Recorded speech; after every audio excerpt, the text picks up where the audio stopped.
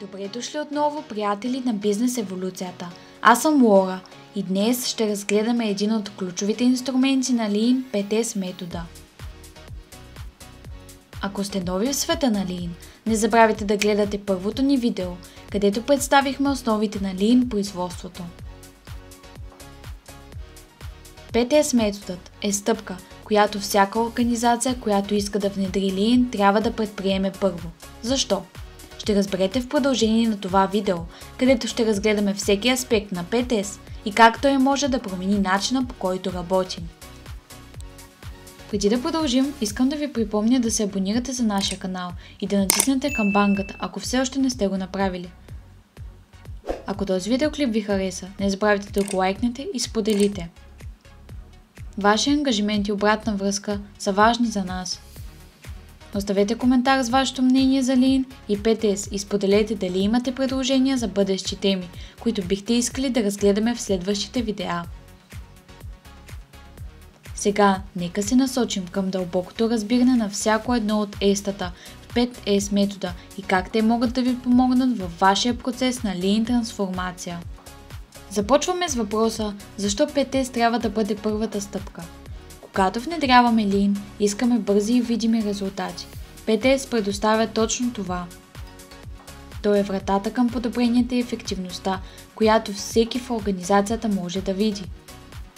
Нека се фокусираме върху всяко едно от естата. Но какво означава тази абревиатура? 5S представлява 5 стъпки, всеки със собствено японско име, които образуват основата на метода. Сейри, сортирай, идентификация и изключване на ненужните предмети от работната среда. Сейтън, систематизирай, организиране и подреждане на необходимите предмети, оптимизирайки работното пространство. Сейсо, почисти, поддържане на чистотата и реда на работното място, като се премахват боклуците. Сейкетсо, стандартизирай, създаване на стандарти и процедури за постоянно поддържане на постигнатия ред. Шицуке, поддържай, развиване на системи и дисциплина, които поддържат постоянство и подобрения. Интересното е, че понякога се споменава като 5S плюс 1 или 6S, като 6-тото S представлява safety, безопасност. Този допълнителен аспект на 5S подчертава значение на създаването на безопасна работна среда. Така че когато говорим за 5S, можем да чуем и за 6S, където безопасността е ключов компонент. След като разгледахме защо 5S е несъмнено първата стъпка в Lean пътешествието и как той служи като врата към бързи и видими подобрения, сега е време да се фокусираме върху детайлите за всяко едно от естата. В този раздел ще разгледаме Сейри, сортирай, Сейтън, систематизирай, Сейсо, почисти, Сейкетсо, стандартизирай и Шицуки, поддържай, включително практически примери, които ще ни помогнат да вникнем в тяхната същност и как те се прилагат в реални сценарии. Готови ли сте да разберете какво създава този Lean метод? Нека започнем, като заредим с примери и истории, които ще направят всяко S още по-ясно и приложимо във вашата собствена бизнес среда. Представете си производствено работно място, изпъстрено с различни инструменти, материали и оборудване, които може би дори не са използвани. Сортирането не просто означава премахване на ненужните елементи, то представлява начин на мислене. Нека разгледаме работно място, където чрез сортиране се изчистват полетата от ненужни материали и инструменти, оставяйки само тези, които са необходими за текущите операции. Този процес не само улеснява достъпа до средства, но и съкращава времето, използвано за търсене и избягване нужните разсипвания. След сортирането идва систематизацията, която се фокусира върху подреждането на средствата по начин, който не само оптимизира работното пространство, но и подобрява ефективността. Представете си инструментална маса, където чрез систематизация инструментите се подреждат логично и интуитивно.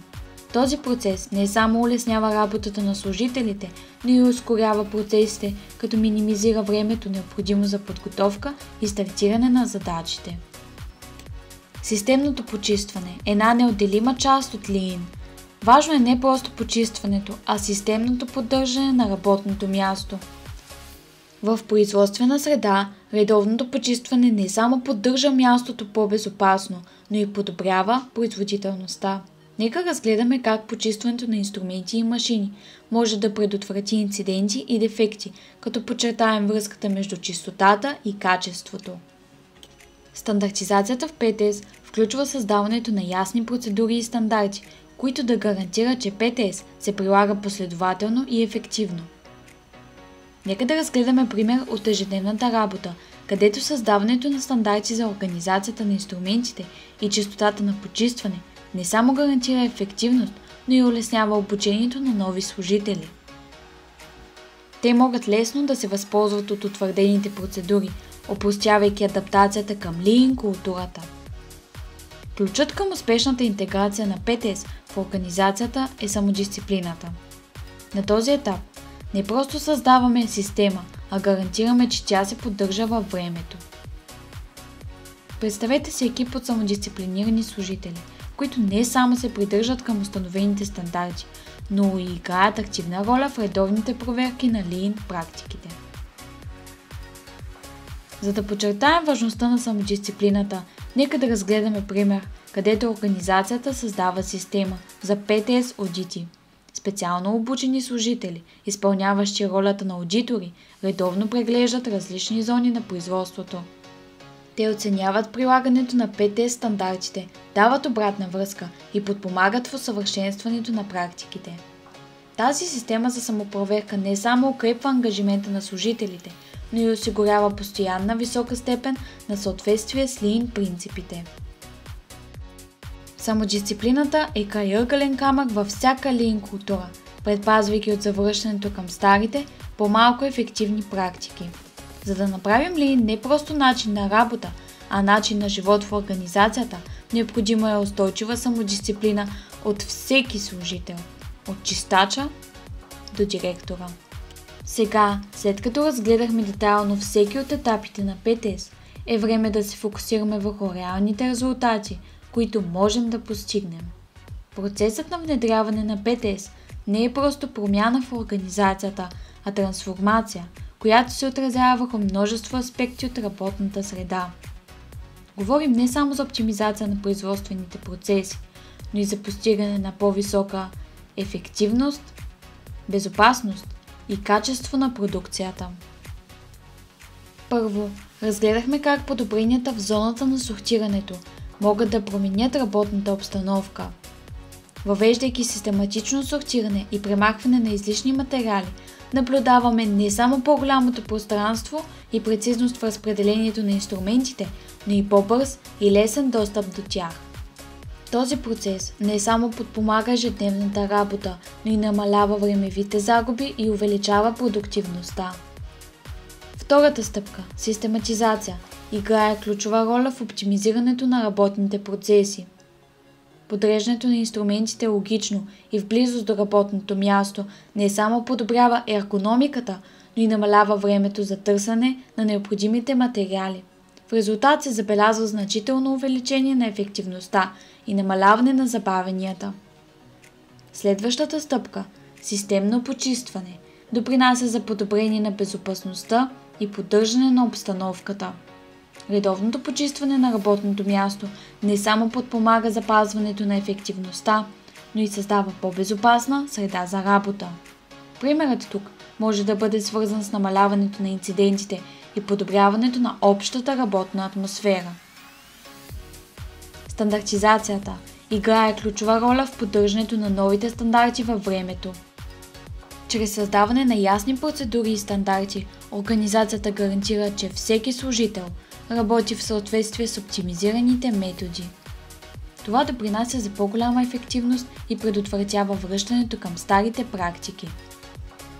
Накрая, самодисциплината е класическият пример за устойчивост на постигнатите подобрения.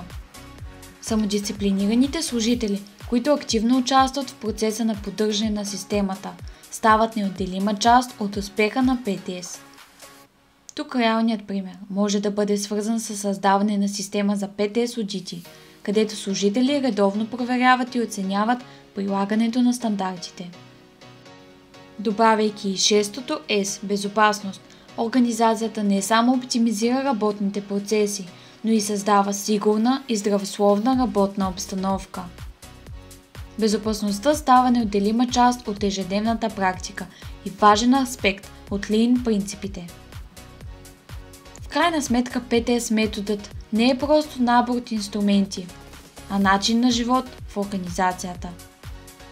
Резултатите от този подход са широко обхватни и включват значителни подобрения в производителността, ефективността и безопасността. Процесът на Lean трансформация не само оптимизира бизнеса, но го преобразува в устойчива и иновативна среда. Дълбоко в историята на Lean, производството и ПТС откриваме началото му в Япония, а точната история на ПТС е тясно свързана с развитието на Toyota Production System, TPS. За първи път този метод бива въведен в Toyota след Втората световна война, когато Япония се изправя пред тежките предизвикателства на военните загуби и влизането на чуждестранни компании на пазара. За да оцелее и да стане конкурентно способна, Toyota се нуждае от революционен начин на управление на производството. ПТС методът, който представлява 5 стъпки – сортиране, систематизация, системно почистване, стандартизация и самодисциплина, се превръща в водещ инструмент за постигане на този революционен начин на мислене. Сега, хиляди компании по света използват ПТС за постигане на ефективност, оптимизация и качество. Да разгледаме пример от историята на Toyota. През 1950-те Toyota започва да внедрява ПТС в своя производствен процес. След кратко време резултатите са огромни – подобрения в ефективността, намаляване на времевите загуби и повишаване на качеството на продукцията. От този момент ПТС става неотделима част от TPS и принася за утвърждаването на Toyota като една от водещите автомобилни компании в света. Извън Япония, компании като Boeing и Ford също успяват да внедрят успешно ПТС в своите производствени системи. През 1990-те Boeing започва процес на Lean трансформация, включително и внедряването на ПТС. Този подход не само оптимизира производството, но и създава по-безопасна работна среда. Същевременно Ford Motor Company, един от пионерите в индустриалния свят, прилага ПТС като част от своята Lean инициатива. Резултатите са повишаване на производителността, намаляване на излишните движения и подобрение на общата ефективност на производствения процес. Още един успешен пример идва от Wire Mode, американска компания, специализирана в производството на кабелни трасета.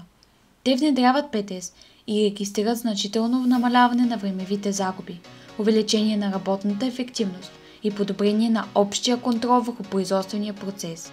Тези истории от реални компании показват, че ПТС не е само теория, а жизнен и успешен опит, който трансформира начина, по който бизнесът е управляван и произвеждан. ПТС става неотделима част от културата на иновация и ефективност, която компаниите прилагат в стремежа си към перфекционизиране на работните процеси и постигане на изключителни резултати. И така, приятели, ПТС методът не е просто инструмент за подредба на работното място. Той е ключът към по-голяма ефективност и дългосрочна устойчивост. Ако искате повече подробности за Lean и други инструменти, не забравяйте да посетите първото ни видео и да разгледате останалите в нашия канал. Надяваме се, че това видео ви вдъхнови да пробвате ПТС във вашата организация. Не забравяйте да харесате, да се абонирате, да споделите и да натиснете камбанката. Ако мислите, че сме пропуснали нещо или имате добри примери от вашата организация за успешно внедряване на ПТС, не се колебайте да споделите в коментарите. До следващият път, приятели на бизнес еволюцията!